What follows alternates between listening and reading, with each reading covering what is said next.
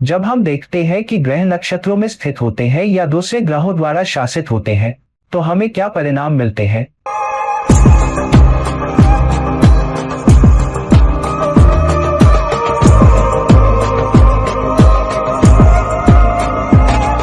नमस्कार और मेरे सभी दोस्तों को आपके मित्र ज्योतिषी और मार्गदर्शक की तरफ से एक बार फिर आपके साथ आपके अपने चैनल एस्ट्रो एश्योरेंस से। आप हमेशा देखेंगे कि ग्रह अपनी ऊर्जा के तत्वों को भी साथ लेकर आते हैं। तो अगर कोई ग्रह सूर्य के नक्षत्र में स्थित है, तो सूर्य की ऊर्जा, सूर्य का प्रकटन भी ग्रह द्वारा ही किया जाएगा। खासकर तब जब ग्रह की दशा चल रही हो, अंतर्दशा चल रही हो और गोचर हो रहा हो। आइए विभिन्न ग्रहों के नक्षत्रों में राहु की स्थिति के बारे में बात करते हैं। तो सबसे पहले राहु के सूर्य के नक्षत्र में स्थित होने से शुरू करते हैं।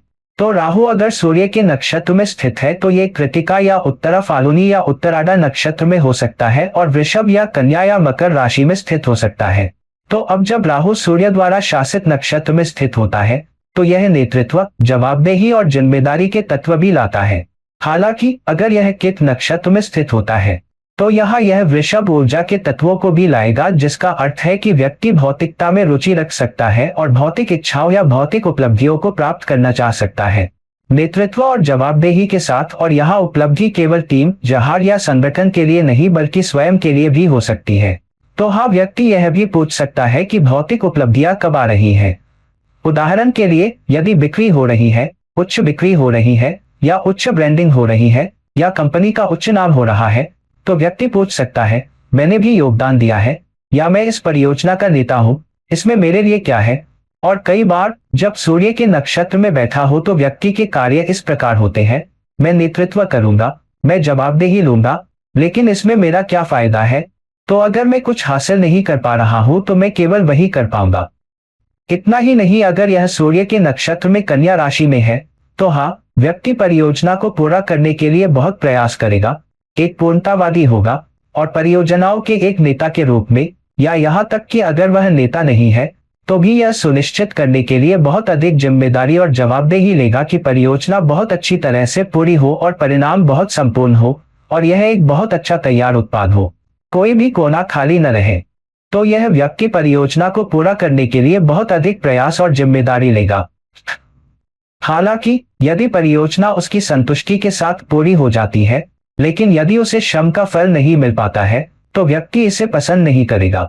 और अगर मकर राशि में हो तो व्यक्ति में अनुशासन, प्रतिबद्धता, मेहनत का फल पाने के लिए घंटों मेहनत करने की क्षमता होगी और अपनी टीम या टीम के अन्य सदस्यों को भी, भले ही वह लीडर ना हो, जरूरत पड़ने पर लंबे समय तक प्रेरित करेगा और प्रोजेक्ट को पूरा करने के लिए पूरा समर्पण चाहेगा। हालांकि इन सब के बावजूद अगर उसे अपनी मेहनत का फल नहीं मिल पाता, या तो वृषभ राशि से भौतिक परिणाम नहीं मिल पाता, या प्रोजेक्ट के पूरा होने और उसकी सराहना नहीं मिल पाती, या फिर मकर राशि से मिलने वाली ग्रोथ, सीढ़ी चढ़ने की क्षमता नहीं मिल पाती, तो व्यक्ति की सराहना नहीं होगी। इसलिए व्यक्ति बहुत सारी जिम्मेदारी लेने के लिए लंबे समय तक मेहनत करने को तैयार रहता है, लेकिन यह भी देखता है कि इसमें उसके लिए क्या है। अगर राहु चंद्रमा के नक्षत्र में हो, या रोहिणी में, या हस्त में, या श्रवण में, या तो वृषभ, कन्या या मकर राशि में हो, तो यहाँ व्यक्ति बहुत उच्च स्तर का नवाचार और रचनात्मकता लाता है। तो अगर व्यक्ति को पूरी छूट दी जाए, उसे बहुत रचनात्मक होने दिया जाए, बहुत बहुत नवीनता लाने दी जाए, तो वह व्यक्ति नवीनता और रचनात्मकता की सीमाओं को तोड़ देगा। यह स्टीव जॉब्स की तरह है। जब उसे बहुत रचनात्मक होने की छूट दी जाती है तो वह अपनी टीम को भी बहुत बहुत रचनात्मक और नवीनता लाने के लिए प्रेरित करता है और नवाचार की सीमाओं को इस हद तक तोड़ना चाहता है कि वह उद्योग को पूरी तरह से बदल दे, जैसे स्टीव जॉब्स ने अपने आईपॉड के साथ किया था। लेकिन ऐसा करते हुए वह अपनी टीम को बहुत बहुत आक्रामक तरीके से प्रेरित करता है ताकि वह मेहनत का फल निकाल सके और दिन के अंत में स्वीकृति भी चाहता है। तो जब व्यक्ति बहुत बहुत रचनात्मक होता है तो वह बहुत बहुत नवीनता लाता है, और फिर जब अंतिम उत्पाद सामने आता है तो वह चाहता है कि उसका नाम दूसरों से ऊपर हो। और अगर आपको याद हो तो मुझे नहीं पता कि स्टीव जॉब्स की कुंडली में राहु और अन्य ग्रहों की स्थिति क्या है। हालांकि स्टीव जॉब ऐसे व्यक्ति भी थे जो दूसरों को आसानी से श्रेय नहीं देना चाहते थे, और इसलिए उन्होंने वही किया जो वह करते थे, जिनके साथ वह श्रेय साझा करने को तैयार नहीं थे। तो इस तरह से चंद्रमा के नक्षत्र में राहु वाला व्यक्ति ऐसा व्यवहार करता है जैसे वह बहुत ही नवीनता चाहता है, नवाचार की सीमा को आगे बढ़ाता है, लेकिन सारा श्रेय खुद को भी चाहता है। यदि यह वृषभ राशि में है तो व्यक्ति भौतिकतावादी एहसानों के संदर्भ में भी श्रेय देखता है, लेकिन भौतिकता से जुड़े नवाचार की सीमाओं को भी आगे बढ़ाएगा। इसलिए हम न केवल ये चाहते हैं कि उसका उत्पाद बहुत अच्छा हो, बल्कि हम ये भी चाहते हैं कि उसके उत्पाद का राजस्व के मामले में भी बाजार में सबसे अधिक हिस्सा हो, जो वृषभ का प्रतिनिधित्व करता है। यदि यह कन्या राशि है तो व्यक्ति चाहता है कि उसका उत्पाद एक आदर्श उत्पाद के रूप में देखा जाए, कोई अन्य उत्पाद उसके करीब नहीं आता है। यदि यह मकर राशि में है तो व्यक्ति एक ऐसे उत्पाद के रूप में देखा जाना चाहता है जो इतना नवीन है कि वह उद्योग को पूरी तरह से बदल देता है। यह उद्योग में एक नया युग है और यही राहु नक्षत्र चंद्रमा में करता है। यदि राहु मंगल द्वारा शासित नक्षत्र में स्थित है तो ये बृहस्पति या चित्रा या धनिष्ठा है, और यह वृष या मिथुन या कन्या या तुला या मकर या कुंभ राशि पर है। तो जिस राशि में यह स्थित है उसके आधार पर यह उस राशि के तत्वों को भी लाएगा। इसलिए आमतौर पर राहु मंगल के नक्षत्र में खेलता है, जिसका अर्थ है कि यह एक प्रकार का अनाकारक योग है जो बहुत ही उच्च उग्र ऊर्जा को सामने लाता है। तो यह वह व्यक्ति है जो हर कीमत पर हासिल करना चाहता है, और मंगल सेनापति है। इसलिए आमतौर पर सेनापति राजा के लिए आत्मा के लिए हासिल करना चाहता है और खुद से परे देखना चाहता है, लेकिन यह राहु व्यक्ति को अपनी उपलब्धियों को भी देखने के लिए मजबूर करता है, और यह एक ऐसे व्यक्ति की तरह है जो जीतने के लिए किसी भी हद तक जा सकता है। यह उस राजा की तरह है जो किसी शहर को जीतने के लिए घेर लेता है और जरूरत पड़ने पर शहर को जीतने के लिए किसी भी तत्व से भिड़ जाता है और शहर को जलाने से भी नहीं रुकता। यह उस तरह की ऊर्जा है। मैं यह नहीं कह रहा कि अगर आपके नक्षत्र में राहु है तो आप ऐसे ही होंगे, आप शहर को जला देंगे। मैं ऐसा नहीं कह रहा। मैं ये कह रहा हूं कि आप इसे हासिल करने के लिए हर संभव प्रयास करेंगे, और आप नैतिकता या ऊर्जा की सीमाओं को इस हद तक तोड़ देंगे कि आप खुद को भी खतरे में डाल सकते हैं। राहु या मंगल के नक्षत्र में होने वाले बहुत से लोग किसी प्रोजेक्ट के लिए, किसी टीम के लिए, परिवार के लिए या किसी कारण के लिए काम करते हुए खुद को जला देते हैं। कई बार वे यह नहीं देखते कि अंत में उन्हें कितना नुकसान उठाना पड़ रहा है। हालांकि वे श्रेय लेना चाहते हैं, लेकिन कई बार ऐसा होता है कि वे खुद को इतना जला देते हैं कि उनका स्वास्थ्य खराब हो जाता है। वे हताशा से भर जाते हैं, वे चुनौतियों से गुजरते हैं, और जब तक वे स्वीकार करते हैं या श्रेय उन्हें मिलता है तब तक वे श्रेय को पसंद कर सकते हैं। उन्हें स्वीकार करना पसंद हो सकता है, लेकिन वे इसका आनंद लेने के लिए सबसे अच्छी स्थिति में नहीं हो सकते, क्योंकि वे अब किसी अन्य परियोजना को अपना रहे हैं। आप एक अलग दिशा में एक और पीछा कर रहे हैं। यदि राहु मंगल के नक्षत्र में स्थित है तो मिथुन राशि में ये लोग बहुत अच्छे संचारक हो सकते हैं। वे अपने विचारों को लोगों तक पहुंचाने में बहुत अच्छे हो सकते हैं, लोगों को प्रभावित करने में सक्षम हो सकते हैं, मार्केटिंग में बहुत अच्छे हैं, ब्रांडिंग में भी बहुत अच्छे हैं, और दूसरों को समझाने में पूरी ऊर्जा लगा देंगे। यदि यह तुला राशि के नक्षत्र में आता है या यहाँ तुला राशि में आता है तो वे रिश्तों की सीमाओं को भी आगे बढ़ाएंगे। वे चाहेंगे कि उनकी टीम के सदस्य या उनके परिवार के सदस्य भी उपलब्धियों में योगदान दें। इसलिए यदि वे लंबे समय तक कड़ी मेहनत कर रहे हैं तो वे चाहते हैं कि उनका परिवार इसे समझ सके और फिर भी शिकायत न करे, क्योंकि व्यक्ति को लगता है कि मैं जो कुछ भी कर रहा हूँ वह परिवार के लिए कर रहा हूँ, तो मेरा जीवन साथी शिकायत क्यों कर रहा है, बच्चे मुझे क्यों याद कर रहे हैं। इसलिए कई बार वे यह नहीं देख पाते कि किसी प्रोजेक्ट को पूरा करने की कोशिश में वे अपने रिश्ते की कीमत पर भी ऐसा कर रहे हैं। हालांकि वे फिर भी चाहते हैं कि रिश्ता उनका साथ दे, वे चाहते हैं कि रिश्ता उनके साथ खड़ा रहे। इसलिए अगर वे अपने जीवन साथी को समय नहीं दे पा रहे हैं तब भी वे चाहते हैं कि उनका जीवन साथी बहुत ही प्रतिबद्ध, बहुत ही वफादार हो और हर सुख दुख में उनके साथ खड़ा रहे। तब भी जब व्यक्ति उन्हें समय या ध्यान नहीं दे पा रहा हो, क्योंकि उन्हें लगता है मैं जो कुछ भी कर रहा हूँ वह परिवार के लिए कर रहा हूँ। इसलिए कई बार यह थोड़ा मुश्किल हो सकता है।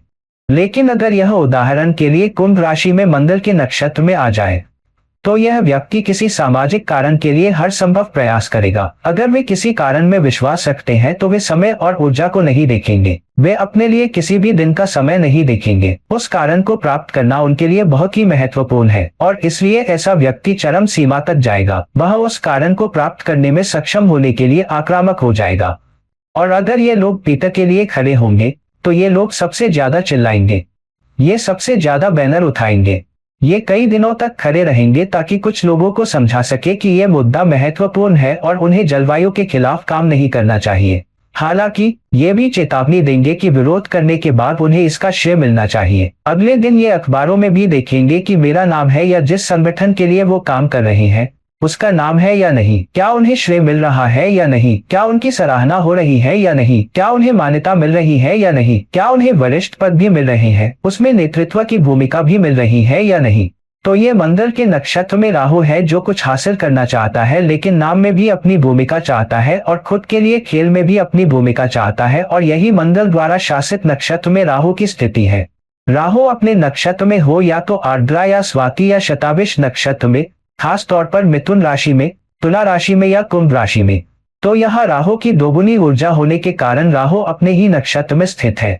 तो हाँ, आमतौर पर व्यक्ति जो कुछ भी हासिल करना चाहता है उसे हासिल करने के लिए हर संभव प्रयास करता है, और व्यक्ति की सबसे बड़ी ऊर्जा यही होती है कि अंत ही साधनों को मान्यता देता है, जिसका अर्थ है कि अगर मैं वह हासिल कर लेता हूँ जिसे पाने के लिए मैंने प्रयास किया है, तो उसे हासिल करने के लिए मैं जो भी साधन अपनाऊं वे सब उचित है। जैसे प्यार और युद्ध में सब कुछ जायज है, तो अपने जीवन में जिस व्यक्ति को वह चाहता है उसे पाने के लिए या किसी प्रोजेक्ट को बहुत अच्छा करने के लिए या बिक्री लक्ष्य प्राप्त करने के लिए व्यक्ति हर संभव प्रयास करता है। और यहाँ डेटा को थोड़ा मोड़ना, किसी की कहानी को कहीं मोड़ना या कहीं वफादारी की सीमाओं को लांघना, वे रुकेंगे नहीं, क्योंकि वे सोचते हैं कि अगर मैं वह हासिल कर लूं जो मैं हासिल करना चाहता हूं, तो मैं जो भी तरीका अपनाऊंगा वह उचित है। और आमतौर पर ऐसे लोग बहुत ही बेहतरीन कम्युनिकेशन स्किल्स का इस्तेमाल करेंगे जो कि बॉक्स से बाहर है और बेहद इनोवेटिव है। वे भाषा में या मीडिया में या तस्वीरों में या सोशल मीडिया पर ऐसे कम्युनिकेशन स्किल्स या इनोवेटिव स्किल्स का इस्तेमाल करेंगे कि लोग नोटिस करेंगे, और वे अपनी बात लोगों तक पहुंचाने के लिए नैतिकता और नैतिकता की सीमाओं को भी लंघ देंगे। अगर राहु के नक्षत्र में तुला राशि में स्थित हो तो वे अपने लक्ष्य को प्राप्त करने के लिए रिश्तों का उपयोग करने की सीमाओं को लंघ देंगे। तो हाँ, उन्हें अपने रिश्ते से बहुत अधिक उम्मीदें होंगी, और उदाहरण के लिए अगर वे एक जीवनसाथी चाहते हैं तो वे चाहते हैं कि जीवनसाथी सुंदर हो, वे चाहते हैं कि जीवनसाथी प्रतिबद्ध हो, वे चाहते हैं कि जीवनसाथी वफादार हो, वे एक ऐसा जीवनसाथी भी चाहते हैं जो कमाता हो, वे जीवनसाथी से सब कुछ चाहते हैं। कभी कभी उन्हें एहसास नहीं हो सकता है कि वे खुद दूसरे व्यक्ति की इच्छा के अनुसार अपने जीवनसाथी का पूरा उपयोग नहीं कर सकते हैं। कई बार उन्हें एक आदर्श साथी नहीं मिल पाता क्योंकि आदर्श साथी उस व्यक्ति को अपने जीवन में नहीं चाहता है, या कभी कभी उन्हें दूसरे साथी में कुछ कमी लगती है। ऐसा भी हो सकता है कि उनका रिश्ता पूरी तरह से न चल पाए। राहु के नक्षत्र में राहु के साथ बहुत कम ऐसा होता है कि रिश्ता एक व्यक्ति से शुरू हो और 35, 40, 50 साल बाद उसी व्यक्ति के साथ खत्म हो जाए। उनके लिए किसी रिश्ते में बने रहना बहुत मुश्किल होता है क्योंकि वे चाहते हैं कि रिश्ता उनके लिए काम करे। अगर रिश्ता उनके लिए उस तरह से काम नहीं कर रहा है जैसा वे चाहते हैं, हर तरह से जिस तरह से वे चाहते हैं, तो उन्हें साथी में कुछ कमी नजर आती है, और इसलिए या तो वे उस व्यक्ति में रुचि खो देते हैं, या वे उस व्यक्ति से ऊब जाते हैं, या वे किसी न किसी तरह से अपने जीवन में मसाला डालने की कोशिश करते हैं, या अगर उन्हें लगता है कि यह भी काम नहीं आ रहा है तो वे रिश्ते से बाहर देखने से नहीं रुकते, और इसलिए यह स्थिति परेशानी को आमंत्रित कर सकती है। खासकर अगर यह सातवें घर में भी हो तो व्यक्ति के लिए इसे नियंत्रित करना कठिन हो जाता है। लेकिन अगर यह कुंभ राशि में जाता है तो राहु के नक्षत्र में राहु का स्थान अपने लक्ष्य के लिए किसी भी हद तक जा सकता है। बड़े संगठन में ऐसे लोग अपने प्रोजेक्ट के लिए संगठन के शीर्ष पर पहुंचने के लिए किसी भी और हर साधन का उपयोग करेंगे। वे वहां पहुंचने और लागत प्राप्त करने में सक्षम होने के लिए किसी भी और हर साधन का उपयोग करेंगे। वे अंत में सभी संसाधनों, पूरी टीम का उपयोग करेंगे क्योंकि उनके लिए लागत ही सब कुछ है, और इसलिए बड़ी तस्वीर बहुत महत्वपूर्ण हो जाती है, और कई बार छोटी चीजें, सूक्ष्म तत्व या जो उन्हें सूक्ष्म लगती हैं, वे उन्हें दरकिनार कर देते हैं। इसलिए अगर कोई टीम सदस्य शिकायत कर रहा है तो वे कहते हैं कि वे टीम के सदस्य से कहेंगे कि नहीं, शिकायत मत करो कि तुम्हारी पत्नी की तबीयत ठीक नहीं है। यह प्रोजेक्ट बहुत महत्वपूर्ण है, आपको प्रोजेक्ट के लिए पूरी तरह से समर्पित होने की आवश्यकता है। क्योंकि वे ऐसा क्यों कहते हैं? क्योंकि वे खुद ऐसे हैं, वे प्रोजेक्ट से सब कुछ छोड़ देंगे, और वह राहु ऊर्जा है जो उन्हें नैतिकता, रिश्ते, खुद के स्वास्थ्य की सीमाओं को आगे बढ़ाने में कोई गुरेज नहीं करती है ताकि लक्ष्य प्राप्त हो सके।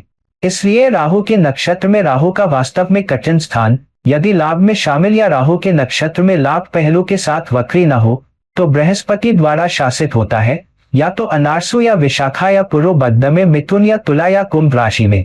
तो यहाँ बृहस्पति की राशि में राहु का अर्थ है कि व्यक्ति सभी प्रकार के ज्ञान को बहुत उच्च शिक्षा के साथ प्राप्त कर सकता है। यह व्यक्ति को सभी प्रकार की योग्यता, सभी प्रकार के प्रमाण पत्र प्राप्त करने के लिए दी गई हड्डी की तरह है। हालांकि कई बार ऐसा होता है कि इतना अधिक ज्ञान चाहने वाला व्यक्ति एक अलग स्पर्शरेखा की ओर जाता है, इसलिए वे एक उद्योग के एक क्षेत्र से शुरुआत कर सकते हैं। उदाहरण के लिए वे विज्ञान में स्नातक कर सकते हैं लेकिन पूरी तरह से एक अलग स्ट्रीम में जा सकते हैं। वे कला में स्नातक कर सकते हैं और बाद में कंप्यूटर ले सकते हैं, तो उनकी योग्यता एक ही उद्योग से संबंधित नहीं होगी। इसलिए कभी कभी सीखने की क्षमता व्यापक होती है और उन्हें हर तरह की सीख बहुत आसानी से मिल जाती है। वे जिस भी उद्योग में जाते हैं या जिस भी चीज के प्रति आकर्षित होते हैं, वे पाएंगे कि वे सभी ऊर्जाओं को आकर्षित करते हैं। सभी सीख उन्हें बहुत आसानी से मिलती है क्योंकि यह राहु ऊर्जा है और वे सभी प्रकार के ज्ञान को प्राप्त करने पर बहुत ध्यान केंद्रित करेंगे। इसलिए यदि वे किसी उद्योग या क्षेत्र में प्रवेश कर रहे हैं तो वे ऐसे व्यक्ति होंगे जिनके पास उस विशेष उद्योग के सभी क्षेत्रों और कोनों की पूरी समझ होगी, या उस स्वास्थ्य के लिए वह रास्ता होगा जहां वे सर्वश्रेष्ठ बनेंगे। वे न केवल गुरु मास्टर गुरु बन जाते हैं बल्कि ऐसे गुरु भी बन जाते हैं जो अन्य उद्योगों में भी बहुत अच्छी तरह से आगे बढ़ने में सक्षम होंगे। तो ये किसी ऐसे व्यक्ति की तरह है जो कंप्यूटर में बहुत अच्छा है। यह एक ऐसा व्यक्ति है जो एक निश्चित शिक्षा में गुरु हो सकता है लेकिन एक निश्चित उद्योग में बहुत अच्छा भी होगा। इसलिए उदाहरण के लिए उसके पास बहुत सी शिक्षा है, उसके पास बहुत ज्ञान है, लेकिन वह कंप्यूटर का उपयोग करना भी जानता है और अपनी बात रखने में सक्षम होने के लिए सोशल मीडिया का उपयोग करना भी जानता है। तो वह खुद बहुत विद्वान होगा, लेकिन उस ज्ञान को प्रस्तुत करने का तरीका, सोशल मीडिया का उपयोग कैसे करना है, मीडिया का उपयोग कैसे करना है, ये जानने की उसमें एक निश्चित कुशलता होगी। और यह व्यक्ति मास्टर कम्युनिकेटर भी होगा यदि राहु बृहस्पति द्वारा शासित नक्षत्र में मिथुन राशि में स्थित हो, और अपनी शिक्षा का उपयोग करके वह अपनी बातों को रखने में सक्षम होगा और अपने ज्ञान और सीख के कारण लोगों को प्रभावित करने में भी सक्षम होगा। यदि यह तुला राशि में आता है, यदि यह बृहस्पति द्वारा शासित नक्षत्र में तुला राशि में आता है, तो यह व्यक्ति बहुत से लोगों को अपनी ओर आकर्षित करने में सक्षम होगा और अपनी शिक्षा का उपयोग करके बहुत से संबंध बना सकेगा, एक गुरु और मास्टर गुरु होने के नाते। तो लोग उस व्यक्ति की ओर आकर्षित होंगे, चुंबकीय रूप से उसकी ओर आकर्षित होंगे, क्योंकि वे देखेंगे कि यह व्यक्ति एक मास्टर गुरु है। और फिर वह उस रिश्ते का उपयोग अपने स्वार्थ के लिए भी करता है, क्योंकि राहु की ऊर्जा भी शामिल है और वह चाहता है कि लोग उसके साथ खड़े रहें और उसके प्रति वफादार रहें, क्योंकि जब वह अपनी शिक्षा, अपने ज्ञान को प्रदर्शित करने में सक्षम होता है और फिर चमकने में सक्षम होता है और वह लोगों को अपनी ओर आकर्षित करता है, तो वह यह भी सुनिश्चित करेगा कि जो लोग उसके साथ संबंध में हैं या जो उसके प्रति वफादार हैं, उन्हें भी केक का एक टुकड़ा मिले। लेकिन ऐसा करते हुए वह यह भी चाहेगा कि वे उसके साथ खड़े हो और जब उसे उनकी आवश्यकता हो या जब वह हमले का सामना कर रहा हो तो उसके प्रति पूरी तरह से वफादार रहे। यदि राहु कुंभ राशि में स्थित बृहस्पति के नक्षत्र में आता है तो यहाँ वह अपनी शिक्षा का उपयोग एक बड़े कारण को आगे बढ़ाने में करना चाहता है। तो ऐसे व्यक्ति को जलवायु परिवर्तन के बारे में सभी प्रकार की जानकारी और सीख मिलेगी। वह बहुत सारे ग्राफ, डेटा, ज्ञान का उपयोग कर सकेगा और फिर अपनी बात बहुत ही प्रभावशाली ढंग से रख सकेगा। तो इस व्यक्ति को अपने क्षेत्र में एक विशेषज्ञ के रूप में देखा जाएगा, खासकर जब ये कारण से संबंधित हो। तो अगर यह व्यक्ति स्वास्थ्य के कारण को आगे बढ़ा रहा है तो यह व्यक्ति एक गुरु के रूप में सामने आएगा। वह उस पर बहुत सारी किताबें भी लिखेगा और स्वास्थ्य के कारण को भी आगे बढ़ाएगा। यह दीपक चोपड़ा की तरह होगा जो एक आध्यात्मिक नेता के रूप में जाना जाता है, लेकिन एक हीला, मास्टर हीलर के रूप में भी जाना जाता है। हालांकि ऐसा व्यक्ति बहुत ही विद्वान होने के कारण लगभग गुरु चांडाल दशा जैसा हो जाता है। यह व्यक्ति खेल में अपनी बात भी रखना चाहता है, तो यह व्यक्ति एक मास्टर सेलिब्रिटी गुरु के रूप में जाना चाहता है और नाम, प्रसिद्धि, वफादारी और धन भी आकर्षित करना चाहता है और एक ऊंचे स्थान पर जाना चाहता है। यदि राहु शनि द्वारा शासित नक्षत्र में स्थित हो, या तो पुष्य में या अमृत में या उत्तराधा में, जो सभी कर्क या वृश्चिक या मीन राशियों के जल राशियों में स्थित है, तो यहाँ व्यक्ति बहुत अधिक प्रतिबद्धता, बहुत अधिक समर्पण को आकर्षित करेगा, लेकिन उसके काम करने के तरीके में बहुत अधिक संरचना होगी। तो अगर यह कर्क राशि में 9 में स्थित है तो व्यक्ति दूसरों का पोषण करने और दूसरों का समर्थन करने में सक्षम होने के लिए बहुत अधिक प्रतिबद्धता और समर्पण लाएगा, और ऐसा करने में वह बहुत अधिक तकनीक और कूटनीति और यहाँ तक कि हेरफेर का उपयोग करने से भी गुरेज नहीं करेगा। उदाहरण के लिए, यदि उसके नेतृत्व में एक टीम सदस्य है जो ब्रेक लेना चाहता है, तो वह अपने बॉस से भी झूठ बोल सकता है, यह कहकर कि मेरा टीम सदस्य, उसका बेटा बहुत बीमार है, और यहाँ तक कि थोड़ा अतिशयोक्ति भी करेगा ताकि उसका टीम सदस्य दूर जा सके और वह नेतृत्व कर सके जो वह चाहता है, यहाँ तक कि एक बड़ी परियोजना की समय सीमा के सामने जो उस पर है, क्योंकि वह दूसरों का पोषण और समर्थन करना पसंद करता है, भले ही इसका मतलब है कि उसे डेटा में हेरफेर करने की आवश्यकता हो। जानकारी में थोड़ा हेरफेर या यहाँ तक कि थोड़ा अतिशयोक्ति, क्योंकि उनका मानना है कि अगर मैं लोगों का ख्याल रखूंगा तो लोग भी मेरे प्रति वफादार रहेंगे और मेरे साथ खड़े रहेंगे, और जब मुझे उनकी मदद की आवश्यकता होगी तो वे मेरा पोषण और समर्थन करेंगे। तो यह एक ऐसा व्यक्ति है जो अपनी पत्नी से झूठ बोल सकता है क्योंकि उसके दोस्त ने उससे कोई एहसान मांगा है। उदाहरण के लिए एक ऋण, तो वह अपनी पत्नी से झूठ बोल सकता है कि मेरे दोस्त को लोन चाहिए, वह बहुत बड़ी मुसीबत में है, और वह इस स्थिति या दोस्त की हालत को बढ़ा चढ़ाकर भी बता सकता है ताकि वह उसकी मदद कर सके। लेकिन हम ये भी चाहते हैं कि जब भी उसे मदद और समर्थन की जरूरत हो तो दोस्त भी बदले में मदद करे, क्योंकि ये सब शनि की ऊर्जा है कि तुम मेरे प्रति प्रतिबद्ध रहो और मेरे प्रति वफादार रहो, और ये लगभग हमेशा के लिए है। तो अगर मैं तुम्हारे साथ खड़ा हूँ, अगर मैं तुम्हारे प्रति प्रतिबद्ध हूँ, मैं तुम्हारे प्रति वफादार हूँ, तुम भी बदले में ऐसा करो, अन्यथा दोस्ती ही खतरे में पड़ जाएगी। अगर राहु शनि द्वारा शासित राशि वृश्चिक में जाता है तो व्यक्ति लंबे समय तक कड़ी मेहनत करेगा और बदलाव और परिवर्तन लाने में सक्षम होने के लिए कड़ी मेहनत और प्रतिबद्धता की सीमाओं को पार करेगा। तो यह व्यक्ति शोध में बहुत लंबे समय लगा सकता है। यदि यह व्यक्ति किसी उद्योग या उत्पाद में बदलाव लाना चाहता है तो यह व्यक्ति अपना पूरा प्रयास, अपनी पूरी प्रतिबद्धता, अपना पूरा समर्पण और बहुत ही संरचित तरीके से काम करेगा, और सभी साधनों, ज्ञान, संसाधनों, समय का उपयोग करके उद्योग में परिवर्तन लाने में सक्षम होगा। विपणन या बिक्री उपलब्धियों में परिवर्तन, टीम के काम करने के तरीके में परिवर्तन, ताकि एक निश्चित लक्ष्य प्राप्त किया जा सके। और न केवल उत्पाद को जिस तरह से बदला गया है बल्कि शायद उद्योग स्वयं बदल जाएगा। हालांकि यहाँ राहु और शनि की विपरीत ऊर्जाएं हैं। राहु शनि की तरह बनने की कोशिश कर सकता है लेकिन शनि की तरह धीमा और धैर्यवान नहीं हो सकता है, और कई बार या तो यह व्यक्ति बहुत बड़ी ऊंचाई प्राप्त कर सकता है या कुछ हद तक सफलता प्राप्त कर सकता है, लेकिन निराश या चिंतित हो सकता है कि वह उद्योग में या अपने करियर में या पेशे में या अपने व्यवसाय में उस सीमा तक नहीं जा पा रहा है जहां तक वह पहुंचना चाहता है। यदि राहु मीन राशि में शनि के नक्षत्र में आता है तो यहाँ व्यक्ति बहुत आदर्शवादी हो जाता है, क्योंकि व्यक्ति सोचता है कि दुनिया को प्रतिबद्ध होना चाहिए, दुनिया को आपसे बड़े कारण के लिए समर्पित होना चाहिए। अगर आप किसी चैरिटी संस्था में काम कर रहे हैं तो आपको अपनी पूरी मेहनत और लगन से काम करना होगा, तभी आप वो कर पाएंगे, और साथ ही आपको दूसरों से एक आदर्श परिणाम की उम्मीद भी करनी होगी। अगर वो देखता है कि वो तो समर्पित है लेकिन दूसरे लोग उससे कम समर्पित हैं तो उसे लगता है कि उनमें कमी है, क्योंकि वो एक आदर्शवादी परिदृश्य देख रहा है, क्योंकि वो खुद हमेशा आगे रहता है। और अगर वो देखता है कि उसकी टीम के लोग वो नहीं कर पा रहे हैं, अगर वो देखता है कि दूसरे लोग वो नहीं कर पा रहे हैं, तो वो व्यक्ति निराश और चिंतित हो सकता है, और इसलिए ये थोड़ा मुश्किल प्लेसमेंट है। ये आपको बहुत ऊंचाइयों तक ले जा सकता है या आपको कुछ सफलता दिला सकता है, लेकिन आपको चिंतित और निराश भी कर सकता है। अगर राहु बुध द्वारा शासित नक्षत्र में स्थित है, या तो शलजम या ज्येष्ठा या रति में, या तो कर्क या वृश्चिक या मीन राशि में, तो इस व्यक्ति में विश्लेषण और बुद्धिमत्ता की शक्ति होती है और वो बहुत ही चतुर होता है। यह व्यक्ति सूक्ष्म से सूक्ष्म स्तर पर भी देख पाएगा और काम को करने के तरीके की सीमाओं को लंघ पाएगा। यह व्यक्ति पूर्णतावादी होता है और काम को आखिरी सीमा तक पूरा करना चाहता है। तो अगर यह व्यक्ति कार बना रहा है तो वह कार का डिजाइन सबसे अच्छा बनाना चाहता है। अगर यह व्यक्ति एक इमारत बना रहा है और वह वास्तुकार है तो वह चाहता है कि यह सबसे उत्तम इमारत हो, और वह बदले में पहचान भी चाहता है। वह केवल पूर्णतावादी ही नहीं बनना चाहता बल्कि राहु ऊर्जा के कारण वह सर्वश्रेष्ठ वास्तुकार या सर्वश्रेष्ठ निर्माता या सर्वश्रेष्ठ नवप्रवर्तनक के रूप में भी पहचाना जाना चाहता है, और इसके लिए वह कोई कसर नहीं छोड़ेगा।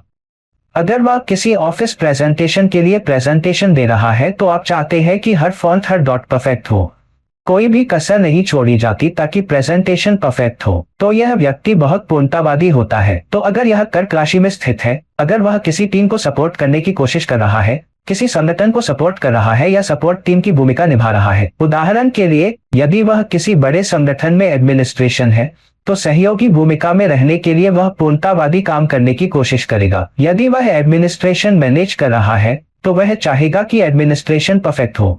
उसके अधीन काम करने वाले लोग वे होंगे जिन्हें लंबे समय तक कड़ी मेहनत करनी पड़ेगी। यदि उसकी टीम वादों की सफाई के लिए जिम्मेदार है तो वह निरीक्षण करेगा, वह स्वयं जाकर निरीक्षण करेगा कि हर एक धूल मिट्टी साफ होनी चाहिए और किसी को शिकायत का मौका नहीं मिलना चाहिए। यदि यह वृश्चिक राशि में हो तो पूर्णतावादी विश्लेषण की उच्च डिग्री चीजों की तह तक जाती है। यदि यह व्यक्ति ऑडिट या टैक्सेशन में जाता है तो वह एक छोटे से छोटे रुपये को भी गलत जगह पर रखने में सक्षम होगा। यदि यह व्यक्ति शेफ या जज बन जाता है तो वह खाने में थोड़ी सी भी कमी होने पर उसे खोजने में सक्षम होगा। उस हद तक पूर्णतावादी अभिविन्यास इस व्यक्ति में आता है। लेकिन क्योंकि ये नक्षत्र विशेष रूप से आशा या जा आसान नक्षत्र नहीं है, कभी कभी अपने पूर्णतावादी प्रयास में वह सीमाओं को इस हद तक बढ़ा देता है कि वह लोगों की कोहनी मोड़ सकता है या उनसे छेड़छाड़ कर सकता है या उनसे झूठ भी बोल सकता है ताकि उनकी प्रतिबद्धता और समर्पण प्राप्त हो सके, ताकि काम सबसे अच्छा हो सके। अगर उसे कंपनी के शीर्ष बॉस का नाम लेना पड़े और अपनी टीम से पूर्णता प्राप्त करने के लिए झूठ बोलना पड़े, ये कहते हुए कि शीर्ष बॉस चाहते हैं कि यह पूरा हो जाए, तो वह शीर्ष बॉस का नाम लेगा, भले ही उसने कुछ न कहा हो, क्योंकि उसे लगता है कि अंत साधनों को सही ठहराता है। खासकर जब पूर्णतावादी काम करना हो, पूरा काम करना हो, और वह उस पूर्णतावादी दृष्टिकोण को सही करने में कोई कसर नहीं छोड़ेगा। यदि यह मीन राशि में आता है तो यह व्यक्ति एक आदर्श आउटपुट, एक पूर्णतावादी और आदर्श आउटपुट की तलाश में है, जिसे प्राप्त करना बहुत मुश्किल है। हालांकि यह व्यक्ति परफेक्ट आउटपुट पाने की सीमाओं को लगभग पार कर जाएगा। तो मीन राशि में यह व्यक्ति अपने टीम के सदस्यों, अपने जीवन साथी, अपने बच्चों से एक आदर्शवादी आउटपुट चाहेगा और उन्हें सर्वश्रेष्ठ आउटपुट, सर्वश्रेष्ठ योगदान के लिए प्रेरित करेगा। तो उदाहरण के लिए वह अपने बच्चों से कहेगा, जब तक तुम पूरा होमवर्क पूरा नहीं कर लेते, तुम टीवी नहीं देख पाओगे, या तुम खेल या टेनिस टीम के सदस्यों को नहीं ला पाओगे। सर्स टीम के सदस्यों, जब तक तुम अपने सभी टारगेट पूरे नहीं कर लेते, तुम्हें कोई प्रोत्साहन नहीं मिलेगा। 70% बिक्री हासिल करने पर भी तुम्हें कोई प्रोत्साहन नहीं मिलेगा। इसलिए वह एक आदर्श आउटपुट पाने के लिए सीमाओं को आगे बढ़ाता है, ताकि वह संगठन के लिए, टीम के लिए, उद्योग के लिए एक आदर्श आउटपुट प्राप्त कर सके। राहु केतु द्वारा शासित नक्षत्र में जा रहा है, या तो अश्विनी में या मघ में या मूल में, मेष, सिंह या धनु राशि की तीनों अग्नि ऊर्जाएं। तो यहाँ राहु और केतु विरोधी ऊर्जाएं हैं। केतु उन्हें जाने देना चाहता है, केतु अलग करना चाहता है, केतु नकारना चाहता है, लेकिन राहु अपने लिए भी चीजें चाहता है। तो यहाँ राहु दूसरों के लिए करने, दूसरों के लिए त्याग करने में भी सहज है, लेकिन वह चाहता है कि जब वह त्याग करे तो उसका नाम भी आए। यह वह सैनिक है जो कहता है, ठीक है, मुझे अपने देश के लिए अपनी जान देने में कोई ऐतराज नहीं है, लेकिन कृपया यह सुनिश्चित करें कि मुझे सम्मान के साथ एक पुरस्कार मिले। हो सकता है कि मैं अपनी बात करने के तरीके की सीमाओं को पार कर रहा हूं, लेकिन यह वह व्यक्ति है जो कहता है, देखिए, ठीक है, अगर मैं एक गो के लिए काम कर रहा हूं, तो मैं एक कारण के लिए काम कर रहा हूं। मुझे एक कारण के लिए काम करने में कोई ऐतराज नहीं है, लेकिन मैं लाभ का एक निश्चित प्रतिशत चाहता हूं। उद्धरण चिन्ह। इसलिए अगर मैं किसी चैरिटी संगठन के लिए धन इकट्ठा कर रहा हूं, तो कृपया यह सुनिश्चित करें कि मुझे भी उसका हिस्सा मिले। मैं 1% के लिए काम करूंगा। मैं लागत में विश्वास करता हूं, लेकिन मैं खेल में अपनी हिस्सेदारी भी चाहता हूं। इसलिए अगर मैं दूसरों के लिए काम कर रहा हूं, अगर मैं दूसरों के लिए अपना समय बलिदान कर रहा हूं, तो मुझे श्रेय नहीं चाहिए, मुझे स्वीकृति नहीं चाहिए, लेकिन कृपया यह सुनिश्चित करें कि मुझे कम से कम पैसे मिले। अगर आप मुझे पैसे नहीं देना चाहते हैं, तो कम से कम मुझे स्वीकार करें और मुझे श्रेय दे, या कम से कम मुझे एक पुरस्कार या पदक दे। अगर मेरे लिए कुछ नहीं हो रहा है तो मैं त्याग क्यों करूं? मैं किसी बड़े संगठन के लिए काम क्यों करूं? मैं किसी बड़े उद्देश्य के लिए काम क्यों करूं? मैं ऐसा नहीं करूंगा। अगर यह मेष राशि में केतु के द्वारा गुरु नक्षत्र में जाता है, तो यहाँ यह व्यक्ति बहुत अधिक प्रयास, बहुत अधिक प्रतिबद्धता, बहुत अधिक गतिशीलता भी दिखाएगा। लेकिन साथ ही यह व्यक्ति यह भी देख रहा है कि मैं जो अंतिम आउटपुट कर रहा हूँ, क्या उसमें मेरे लिए कुछ है? क्या मुझे इसका श्रेय मिल रहा है? अगर मुझे श्रेय मिलता है तो मैं कड़ी मेहनत की सीमाओं को पार कर जाऊंगा, क्योंकि हाँ, मेष ऊर्जाएं शामिल है। तो यह व्यक्ति एक उद्देश्य के लिए काम करना चाहता है, अत्यधिक प्रेरित भी है, लेकिन उसके बदले में उसे भी कुछ मिलना चाहिए। और केतु ऊर्जा दूसरों के लिए एक बड़े उद्देश्य के लिए परियोजना को पूरा करने में सक्षम बनाएगी, लेकिन यह व्यक्ति ऐसा करते हुए अपने देह संबंध को भी समाप्त करना चाहेगा। अगर यह सिंह राशि में जाता है तो फिर से यह व्यक्ति एक बड़े उद्देश्य के लिए काम करने से परहेज नहीं करता है। हालांकि वह चाहता है कि उसे कम से कम वह प्रतिष्ठा मिले जो उस प्रोजेक्ट में शामिल है। तो अगर यह एक प्रतिष्ठित प्रोजेक्ट है, अगर यह एक महत्वपूर्ण प्रोजेक्ट है और लोग ज्ञान देंगे, तो उसे कोई फर्क नहीं पड़ता कि उसे इसका श्रेय नहीं मिलता है या उसे इसके लिए पैसे नहीं मिलते हैं, क्योंकि अगर प्रोजेक्ट काफी प्रतिष्ठित है तो वह प्रोजेक्ट से जुड़ा होने के कारण, इस प्रोजेक्ट से जुड़े होने के कारण उसे इसका श्रेय स्वतः ही मिल जाएगा। अगर कोई संगठन 2 या 3 बड़े कारणों से जुड़ रहा है, जैसे कि एक एनजीओ जुड़ रहा है, तो वह उस विशेष प्रोजेक्ट का हिस्सा बनना चाहेगा जहां बड़े पैमाने पर जनता का ध्यान आकर्षित होगा, जहां बड़े पैमाने पर जनता की सराहना भी होगी, भले ही उसे उसके परिश्रम का फल मौद्रिक लाभ के रूप में न मिले। यदि यह धनु राशि में हो जहां दाव केतु द्वारा शासित नक्षत्र में स्थित है, तो यह व्यक्ति भी बहुत साहसी होगा और बड़े कारण के लिए कुछ करने की सीमाओं को भी पार करेगा। लेकिन उस उद्देश्य तक पहुंचने या उसे हासिल करने की कोशिश में वह अपनी नैतिकता और नैतिकता की सीमाओं को भी तोड़ देगा, क्योंकि आपका धनु राशि धर्म और परंपराओं का पालन करने वाला है। यह व्यक्ति नैतिकता या सही या धार्मिक मानी जाने वाली सीमाओं को तोड़ने में नहीं हिचकिचाएगा। तो यह उस पंडित या पुजारी की तरह है जो मंदिर या किसी उद्देश्य या संगठन के लिए एक प्रबंधक या नेता के रूप में कुछ करना चाहता है, लेकिन यह भी चाहता है कि उसे इसका लाभ भी मिले। तो आमतौर पर ऐसे लोग बहुत साहसी भी होते हैं और वे जोखिम लेने की साहसिकता की सीमाओं को तोड़ने से नहीं कतराते। उन्हें बड़े उद्देश्य के लिए यात्रा करना भी पसंद होता है। तो अगर वे कहते हैं कि ठीक है, अगर मुझे पैसे नहीं मिल रहे हैं तो कोई बात नहीं, मैं कम से कम अलग अलग तरह के लोगों से मिलना चाहूंगा, तो कम से कम उस तरह का उत्साह परियोजना का एक हिस्सा होना चाहिए। तो अगर मैं किसी उद्देश्य के लिए काम कर रहा हूं तो मैं उस उद्देश्य के लिए काम करना चाहूंगा, क्योंकि मुझे अलग अलग तरह के लोगों से मिलने का मौका मिलता है, क्योंकि इससे मेरे अनुभव समृद्ध होते हैं। यह मुझे एक व्यक्ति के रूप में समृद्ध करता है, यह मेरी शिक्षा में वृद्धि करता है, तभी मैं उस कारण का हिस्सा बनना चाहता हूँ। यदि राहु शुक्र द्वारा शासित नक्षत्र में स्थित है, या तो भानी या पुरफलोनी या फिर से मेष, सिंह या धनु की अग्नि राशियों में, तो यहाँ भौतिक लाभ एजेंडे में सबसे ऊपर हो जाता है। तो यह व्यक्ति हमेशा ये देखता रहेगा कि पैसा कहाँ से आ रहा है, रिश्ते कहाँ से आ रहे हैं, जीवन की उच्च गुणवत्ता या बेहतर गुणवत्ता कहाँ से आ रही है, संपत्ति कहाँ से आ रही है, सुंदर कार कहाँ से आ रही है, जीवन की उच्च गुणवत्ता कहाँ से आ रही है। इसलिए यह व्यक्ति हमेशा जीवन की भौतिक उपलब्धियों पर ध्यान केंद्रित करता है। यदि यह मेष राशि में है तो यह व्यक्ति अपने काम से अधिकतम भौतिक परिणाम प्राप्त करने में सक्षम होने के लिए बहुत अधिक मेहनत करेगा।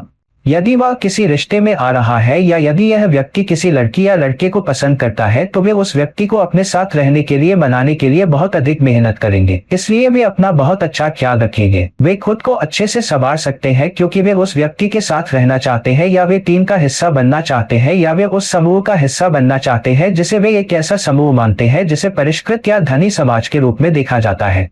यदि यह सिंह राशि में हो जाता है तो ये लोग अधिक शक्तिशाली लोगों के साथ मेलजोल रखना चाहते हैं, अधिक प्रभावशाली लोगों के साथ जो खुद उस उद्योग में अग्रणी माने जाते हैं जिसमें वे हैं या जिस क्षेत्र में वे शासन करते हैं।